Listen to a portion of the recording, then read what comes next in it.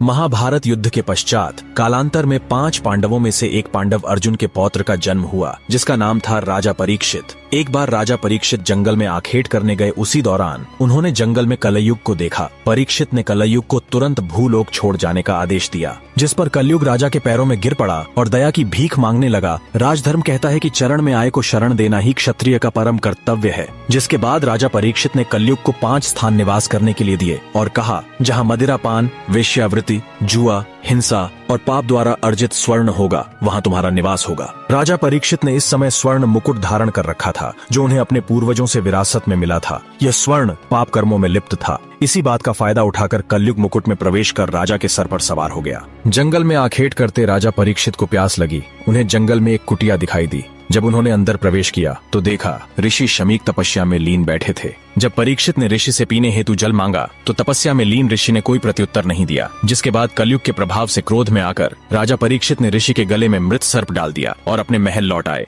उन्होंने जैसे ही आराम करने के लिए अपना मुकुट उतारा, उन्हें ज्ञात हुआ उनके हाथों से बहुत बड़ा अनर्थ हो गया है। राजा तुरंत घोड़े पर सवार हुए और ऋषि शमीक की कुटिया के समीप आ पहुंचे। लेकिन राजा से ठीक पहले ऋषि शमीक के पुत्र ऋषि श्रृंगी वहां पहुंच चुके थे। जब अनभिज्ञ ऋषिपुत्र श्रृंगी ने देखा कि मेरे पिता के गले में कोई मृत सर्प डालकर चला गया, तो क्रोधित ऋषिपुत्र श्रृंगी ने यह श्राप दे डाला कि जिस किसी ने भी यह कुकृत्य किया है, उसे आज से ठीक 7वें दिन तक्षक नाग डसकर मृत्युलोक पहुंचा देगा। दूर खड़े राजा परीक्षित ने यह सब सुन लिया। जिसके बाद राजा परीक्षित काफी दुखी हुए, क्योंकि कहा जाता है जब किसी की मृत्यु सर्प काटने से होती है, उसकी कभी मुक्ति नहीं होती। इसके समाधान के लिए राज्य के पुरोहितों ने 7 दिनों में श्रीमद् भगवद गीता का पाठ कर राजा परीक्षित को सुनाया। जिसके बाद राजा के सप्ततल प्रासाद महल की सुरक्षा इतनी कड़ी कर दी गई कि कोई परिंदा भी पर न मार सके। लेकिन फिर भी ठीक 7वें दिन तक्षक नाग किसी तरह महल में प्रवेश कर गया और राजा परीक्षित को डस लिया। जब राजा परीक्षित के पुत्र जन्मेजय को यह ज्ञात हुआ कि उसके पिता की मृत्यु तक्षक के डसने से हुई है, तब जन्मेजय के मन में प्रतिशोध की भावना भभक उठी और जन्मेजय ने सांपों का अस्तित्व मिटाने की प्रतिज्ञा ली और सर्प दमन यज्ञ प्रारंभ कर डाला।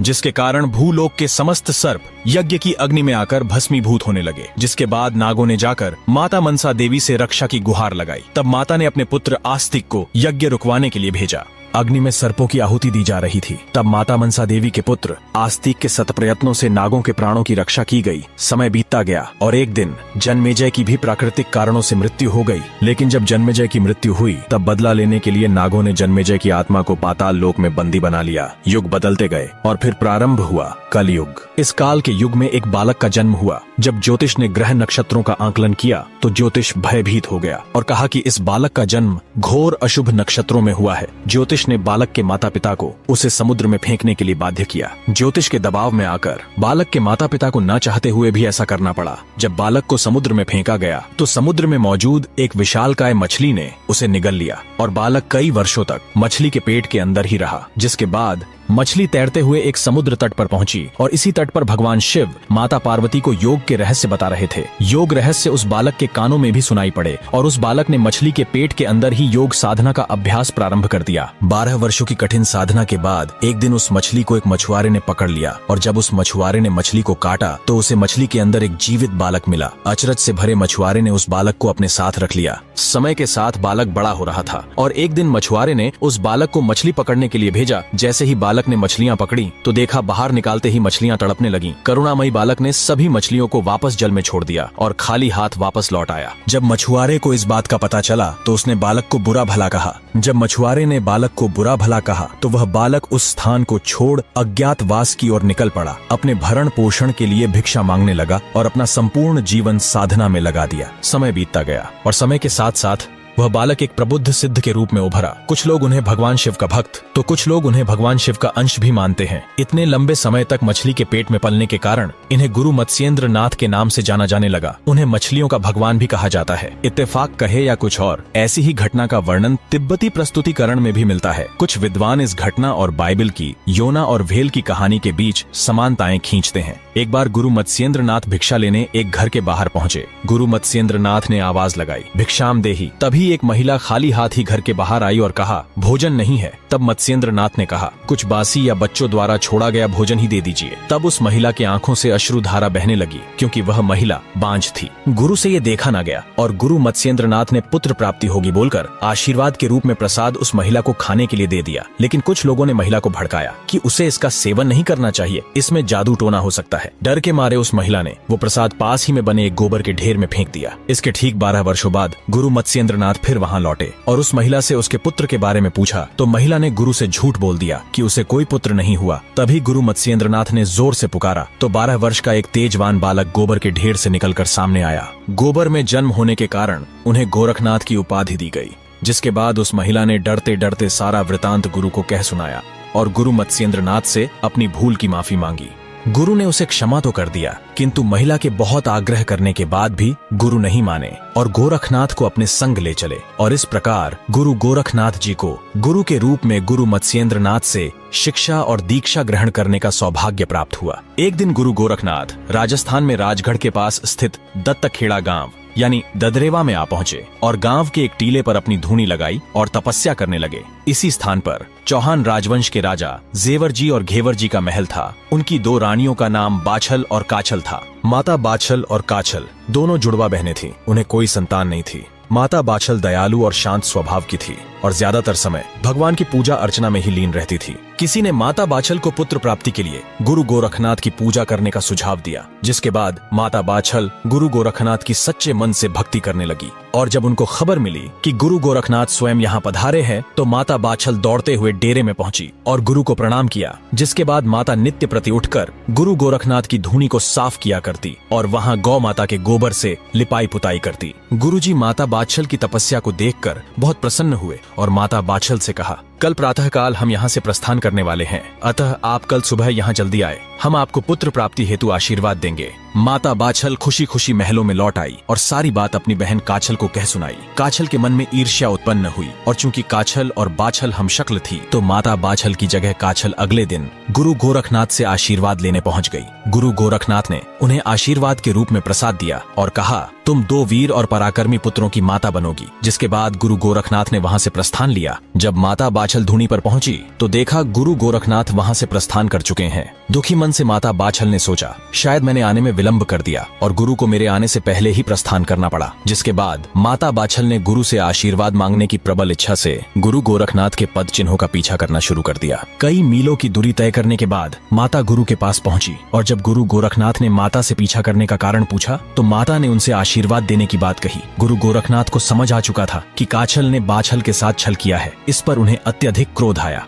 माता बाछल के साथ हुए अन्याय को देखकर गुरु गोरखनाथ के मुख से ये शब्द निकले कि मैं तुम्हें एक तेजस्वी पुत्र प्राप्ति का वरदान देता हूँ और यही बालक आगे चलकर काछल के दोनों पुत्रों का वध करेगा। जिस पर माता बाछल ने गुरु से अनुरोध किया कि ऐसा ना करे, अगर उसे 2 पुत्रों का आशीर्वाद दिया है तो मुझे उससे कोई आपत्ति नहीं। लेकिन गुरु मुख से निकले शब्दों की नियति तय हो चुकी थी। जिसके बाद गुरु गोरखनाथ उनको तेजस्वी पुत्र का वरदान देने के लिए पाताल लोक में प्रवेश कर गए और वहाँ से नागों द्वारा बंधी बनाई गई पांडव अर्जुन के पड़पौत्र राजा जनमेजय की आत्मा को गूगल में छुपाकर भूलोक पर लौट आए। नागों ने गुरु का पीछा किया और अंत में थक हार कर नाग वापस पाताल लोक की ओर लौट गए। किंतु तक्षक नाग गुरु गोरखनाथ का पीछा करते करते भूलोक पर आ गया और गुरु के हाथ से गूगल छीनकर निगलने लगा। सौभाग्य से वहाँ एक युवक प्रक्षालन यानी साफ सफाई का कार्य कर रहा था। जब उसने देखा कि साधु के हाथ से नाग ने कुछ वस्तु निगल ली है, तब उसने नाग पर झाड़ू के डंडे से प्रहार किया, जिसके कारण गूगल तक्षक के मुख से नीचे गिर पड़ा। गुरु गोरखनाथ जी ने गूगल उठाई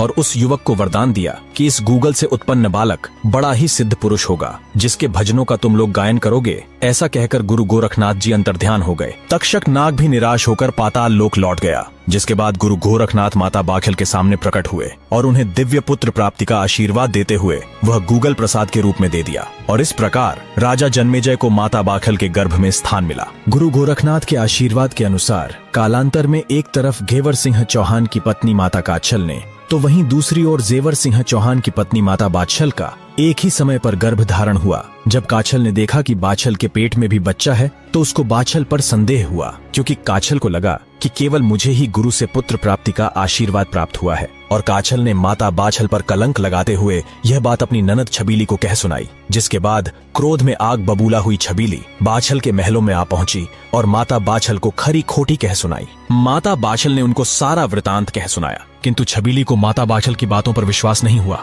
और छबीली अपने पिता अमरपाल सिंह चौहान के समक्ष उपस्थित हुई और बाछल को कलंकित करते हुए माता के बारे में सुनी सुनाई बातें कह डाली। जब अमरपाल सिंह चौहान को बताया गया कि माता बाछल ने उनके कुल को कलंकित किया है, तो अमरपाल सिंह चौहान पुत्र वधू माता बाछल पर अत्यधिक क्रोधित हुए और तुरंत गाड़ीवान को बुलावा भेजा और गाड़ीवान को माता बाछल को उनके मायके छोड़ आने का आदेश दिया। जिसके बाद माता बाछल गाड़ीवान के साथ मायके के लिए रवाना हुई। तपती धूप और गर्मी के चलते माता ने विश्राम करने का सोचा और गाड़ीवान को पास ही के एक पेड़ के नीचे रुकने को कहा। विश्राम करते हुए माता बाछल और गाड़ीवान की आंख लग गई और इसी बीच मौके की तलाश में बैठा तक्षक नाग वहां आ पहुंचा और गाड़ीवान को डस लिया और अब माता बाछल को डसने के लिए आगे बढ़ने लगा। गुरु गोरखनाथ के आशीर्वाद के कारण अपार शक्तियों से परिपूर्ण वीर गोगाजी के रूप में माता की कोख से बाहर प्रकट हुए और अपने एक ही हाथ से तक्षक का गला धर दबोचा और तक्षक नाग तड़पने लगा और उनसे दया की भीख मांगने लगा। तब जन्मेजय यानी गोगाजी ने उसे तुरंत गाड़ीवान के शरीर से जहर सोखकर उसे पुनः जीवित करने का आदेश दिया।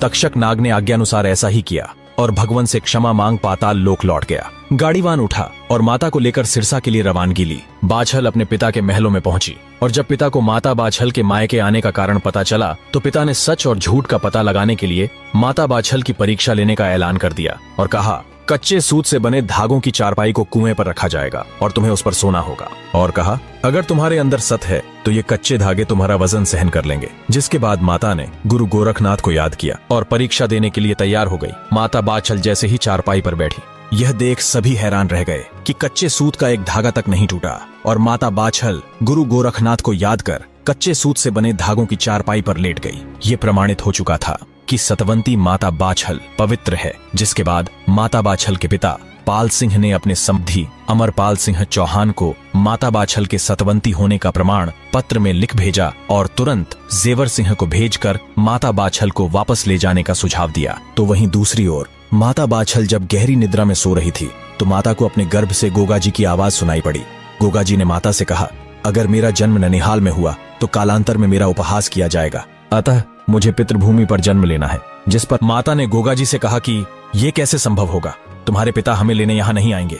तब गोगाजी ने माता से कहा कि मैं पिताजी से बात करता हूँ। माता बाछल के वियोग में जंगल में विश्राम कर रहे जेवर सिंह की आंख लग गई। तभी उनके स्वप्न में गोगाजी आए और कहा, पिताश्री आप तुरंत मेरी माता को रेहड़ से ददरे वाले आइए, मेरा जन्म यहाँ होना निश्चित है। तभी अचानक जेवर सिंह की नींद टूटी और देखा सामने राज्य के कुछ सैनिक अमरपाल सिंह का संदेश लेकर आए हैं। संदेश सुनते ही जेवर सिंह तुरंत रेहड़ के लिए रवाना हुए और सकुशल माता बाछल को लेकर ददरेवा लौट आए। माता बाछल के लौटते ही ददरेवा की सूखी जमीन हरी भरी हो गई और चारों ओर खुशियों का माहौल छा गया। समय बीता और आखिर वो शुभ घड़ी आ ही गई जब गुरु गोरखनाथ के आशीर्वाद के अनुसार भादो सुदी नवमी विक्रम संवत 1003 को माता बाछल की कोख से वीर गोगाजी का जन्म हुआ। तो वहीं दूसरी ओर माता काछल ने अर्जन और सर्जन 2 जुड़वा बच्चों को जन्म दिया।